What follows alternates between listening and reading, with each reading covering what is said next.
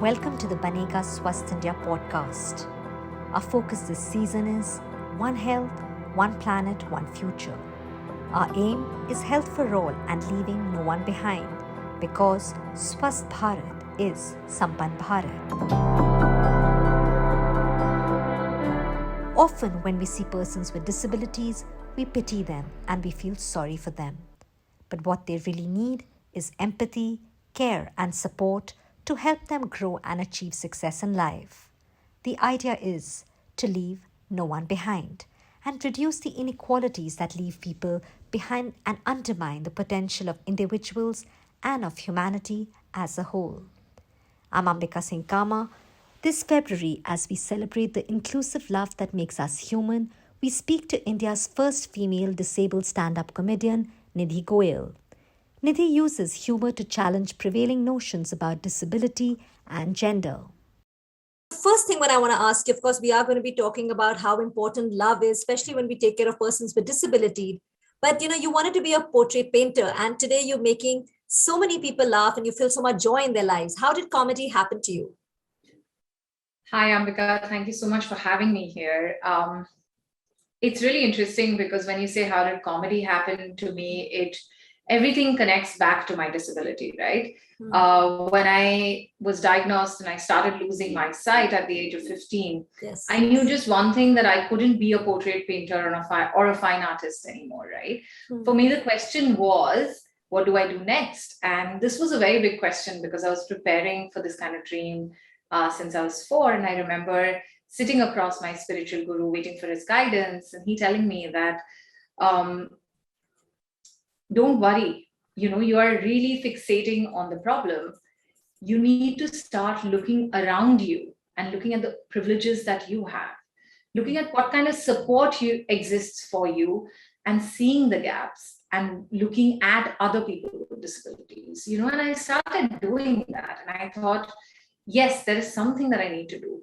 I need to work with and for other people with disabilities who are not as privileged, who don't have the kind of family support that I have, Yes. who don't have the kind of language and other privilege access and the caste class access that privilege that I have, and so on and so forth. And that's how I became an activist. After being a media professional, a journalist, I moved into activism. And once I moved into activism, of course, I was working and writing and campaigning and protesting, maybe not so much, but trying to bring that change, advocating, running awareness pieces and so on. But I thought comedy that comes out of my own life experiences, Yes. living as a woman with a disability, really makes people laugh and cringe maybe at the same time. It helps them reflect in a non-threatening way on what this change needs to be for persons with disabilities.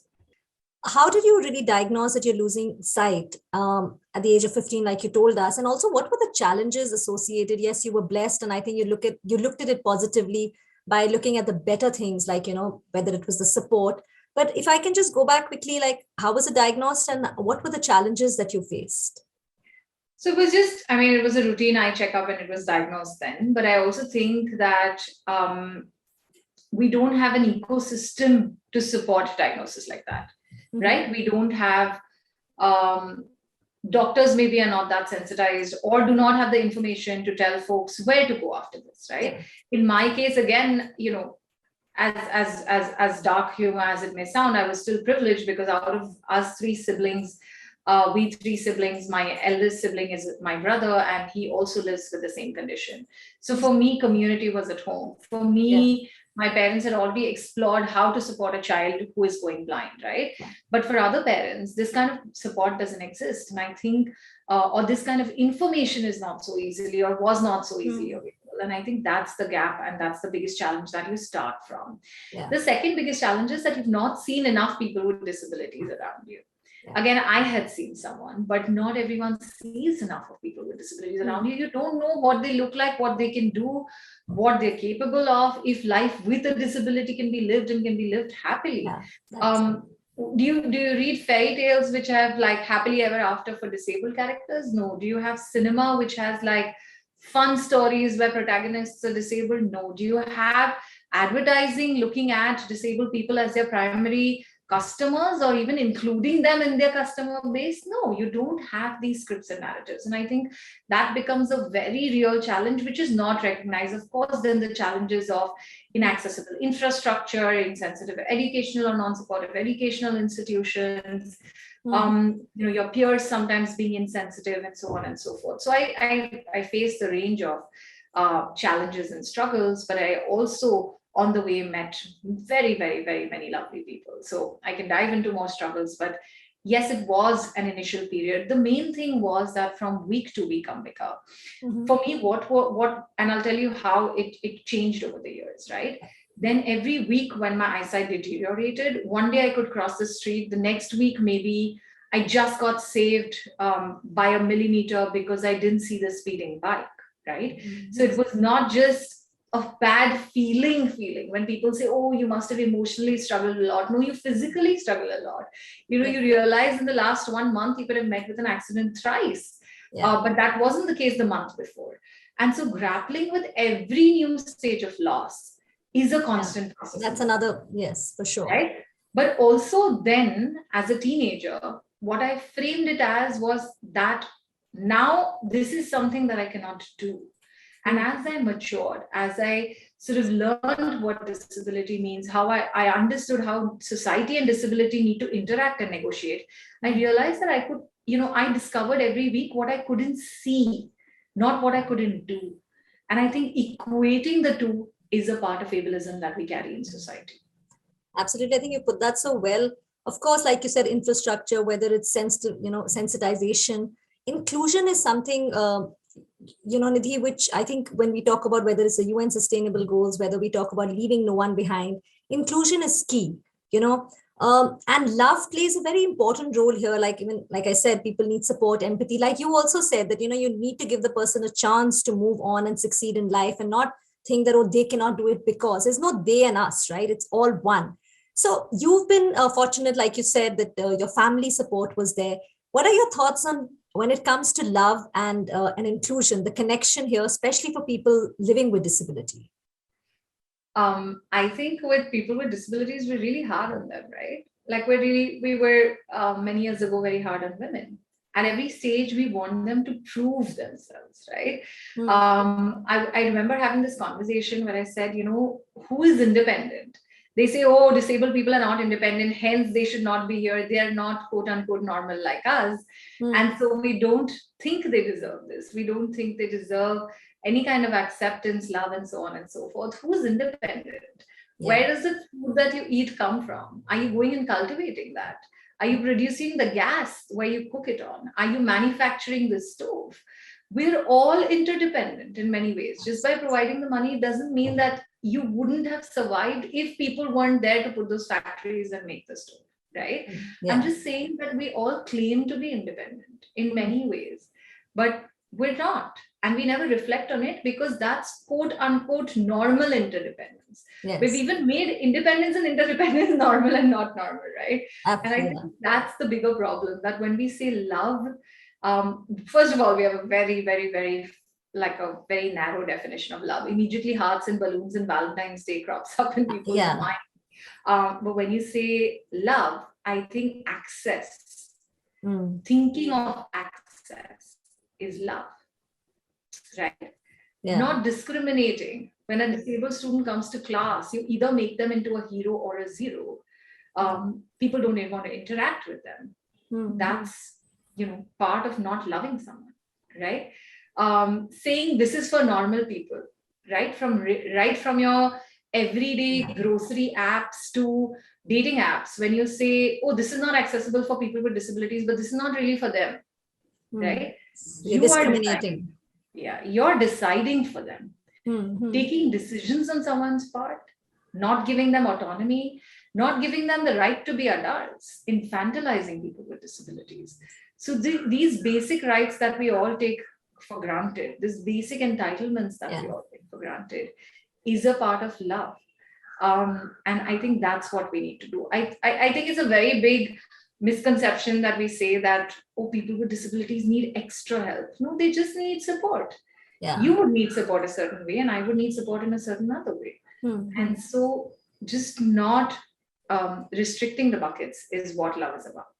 Actually, I mean, yeah, I mean, discrimination, like you said, whether it's accessibility, whether it's actually just the support that one needs, and we all need support in some form or the other. It's just that, I mean, you've really put that well. And yes, love is really not about just romance and hearts and balloons. It's a lot more to it, whether it's empathy, care, support.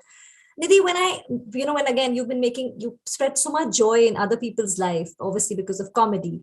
How do people, when you do these shows, how do people react to a person performing, when they're they say, okay, the person is disabled, but how do they react to a person performing comedy or making them laugh when they are disabled? Any incident you would like to share with us? This is the problem, right? When we frame it as performing comedy when they are disabled, right? The first thing is people get very uncomfortable because disabled people are supposed to be depressed. The quote unquote idea is that if you're disabled, and you remember the image, that the first image as children that we see is this very, very sad looking blind man standing at the corner of the street, and you're supposed to help him. It's your duty, it's your moral duty, right? And so that's the image that we hold of disabled people. The minute a disabled person is cheerful, forget about on stage performing comedy. When I go and smile, people are like, oh, you're so inspiring. And I want to say, what's so inspiring? I'm smiling, you're smiling. I don't think you're inspiring for smiling. Why do you think I'm inspiring for smiling? Because it comes from a prejudice that because I'm disabled, I need to be buried under layers and loads of like struggles and problems and issues. And why can I then enjoy life? I need to barely survive. And these are all very ingrained, right? These are all very, very ingrained. And so when you're on the stage, you're making people uncomfortable on multiple levels. One, that they're like, oh my God, this person will make us laugh. Their life must be so tragic. Yeah. Second is there's a woman who's trying to say, and then there's a disabled person who's on the stage, and then everybody's so awkward. And then they're cracking jokes on their disability experiences. I mean, should we laugh? Should we feel sorry for them? I remember, on stage, I've seen weird reactions, but I remember on a dating app, I was sharing my comedy link. That was generally my introduction to my disability, that I didn't send my comedy to men. They got intimidated on multiple levels because they were like, oh my God, should we like talk to a woman who's a comedian at all? Then she's a feminist. And then, there's also this piece. Yeah. And somebody responded saying, it's so beautiful to see how people cope with their grief in different ways. And I said, why would you assume that? Why would you think I have grief? Like, I understand your disability, and I understand the grief it must be bringing you. Yeah. And I think that narrative really needs to shift. Unless that shifts, we're going to have this us and them. We're going to have a false sense of superiority. And we are going to then end up taking decisions, shunning the voices, not giving space and choices to people with disabilities. Yeah, I think the us and them definitely needs to move away. And like you said, you, of course, are breaking barriers, whether it's, like you said, rightly, person with disability performing comedy as well as a woman. So you are definitely breaking all those barriers, Nidhi, and, congratulations and hats off. And like you rightly said, this whole mindset needs to change, that a person living with disability or assuming or, taking decisions for them, that shift definitely needs to be brought in. Nidhi, I would also, want to ask you about the foundation, which, you are a founder and executive director of Rising Flame, which works for recognition, protection, and promotion of human rights of persons with disabilities. Yes. So tell us about this organization, Nidhi. It's really a commitment for me, right? More than an organization. On paper and compliance, it's an organization, but for me, it's that commitment, that oath that I took in front of my spiritual guru, that I will work for the community. I will recognize my privilege. I will be, focused and committed to building this bridge between disabled and non-disabled, bringing about social integration. I think that's the translation of that commitment, that a teenager losing their sight and knowing that they were not losing a vision, but just a sight. So this is realization of that commitment and really looking at the community. So over a decade, I've been working as an activist, as in the development sector. And I really would say that we are working for and with people with disabilities, right? Mm-hmm. The focus, of course, is access, maybe education, employment, because somewhere we're still okay accepting people with disabilities, that, okay, it's okay, they can study. Somehow they should, maybe if they can earn, it is great. When I entered activism, I was working on sexual and reproductive health of women with disabilities, right? With a women's rights organization. And I remember people were like, are you joking? Why do you need this? Why do women with disabilities need reproductive health pieces? Like, are you trying to say they'll like be mothers? Are you trying to say they'll have partners? Are you trying to say they'll get married? Oh my God, what are you doing to society, right? These are the kinds of reactions that overtly and covertly people gave to me. Yeah. On that piece, I saw slowly that people with disabilities were allowed to exist. And we were struggling even for that, right? The disabled community was fighting for years and decades, even just for that. Yeah. And for me, that's not enough. If we have the skill, if we level the playing field, if we provide those opportunities and create an enabling environment, why can't people with disabilities have a voice, have a choice, and lead from the front? And for that, Rising Flame came into existence. We work, yes, for rights of persons with disabilities, and we focus tremendously on women and youth with disabilities. Particularly from this space, right? Everywhere else, you'll say women in leadership. Let's talk about this. But in any conversation of women and leadership, you will not see women with disabilities featured. We'll say women and safety, let's prioritize that. Women and health, let's prioritize. Where are women with disabilities in this whole conversation? Yeah, so Youth are our demographic dividend, but youth with disabilities don't have access to schooling, are denied interviews because they are disabled. They're shortlisted for their skill, but they're denied everything else. So that, yes, that change, and that's what you're working. Also, you have a campaign, My Tale Too. The foundation is running. Tell us about that. What is the aim, and what is the main thought behind the campaign? Right. So Rising Flame has many flagship programs, right? Like we have a national level leadership program, which is the first of its kind in the country. We have a rural leadership program. We have a youth program. And one of the programs, actually, it started off as a campaign and later years, we moved it into a project, was My Tale Too. And if you remember in the one of the earlier examples, I was saying that when you're growing up as a disabled person, it's really isolating. Yes. Because where are the people? Where are the representatives? Where are the stories? Where are the narratives? Where are the scripts? And that's what we wanted to change in My Tale Too. We wanted to come together and we brought women with disabilities. And when I say disabilities, really across disabilities, right? Mm-hmm. So there are blind women in that group. There was someone who was hard of hearing. There was someone who was deaf but could speak. There were people who were women who were on the autism spectrum, so autistic women and so on and so forth, right? Queer women and so on. Mm-hmm. And they all came together and we conducted this training and now are soon to be publishing a collection of stories. Wonderful. Where women with disabilities have rewritten fairy tales. So we have a deaf Snow White, we have an autistic ugly duckling. We have a hard of hearing Rapunzel. And many, many beautiful stories. What do these do? Looking forward to that one. So thank you, Ambika. What do these do? They bring you into the world of disability. Because often we don't know, we see disabled people as these very inspiring memes. So we're like, wow, they're amazing, yeah. But we don't know how do they walk, talk, live, negotiate life. What happens? What are the discriminations? What is this everyday experience, right? And I think when people ask me about discrimination, basically this collection highlights, or this collection when it's published soon, will highlight everyday experiences of women with disabilities in a fairy tale, right? In those stories which we grew up listening, reading, and aspiring for. And I think that was very important for us to bridge this divide and say we also exist, here are our experiences, and also to give that hope saying, hey, happily ever after is not just for you, it's absolutely. I think bridging the divide, what you rightly said, Nidhi, I mean, that's where an inclusion really starts from. Right. Nidhi, just the last question before I'm going to ask you, you've really worked with organizations. We can see, how compassionate you're about, working, whether it's women with disabilities or, so tell us, you've also been with the Global Advisor to the UN Women's Executive Director. And after all this work, where, according to you, are we really lacking in creating an equal society? We've understood the challenges. You've really put it well that we need to bridge this gap. But when we talk about creating an equal society, where are we lacking and what needs to be done? Can I say everywhere? Will that be too disheartening? To be honest. I mean, We are improving, but I think the lack is so much. And unfortunately, we don't see the lack in society. We see the lack in persons with disabilities, right? Our focus is the lack in them rather than the lack in like society in general. So I'm really glad you asked that question, and thank you for that.